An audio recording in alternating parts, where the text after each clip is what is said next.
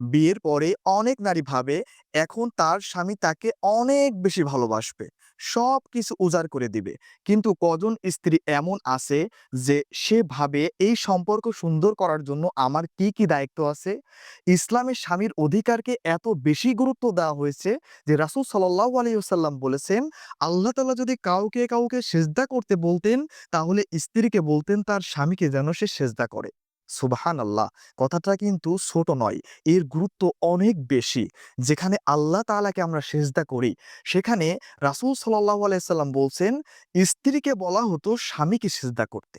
অনেক নারী আছে যারা বাহিরে অনেক সুন্দর আচরণ করে অনেকের সাথে, অনেক ধৈর্য ধরে। কিন্তু যখন সে ঘরে আসে স্বামীর সাথে ব্যঙ্গাত্মকপূর্ণ আচরণ করে। সে অধৈর্য হয়ে যায়, ঝগড়াঝাটি করে। এটা ইসলামের আদর্শ নয়।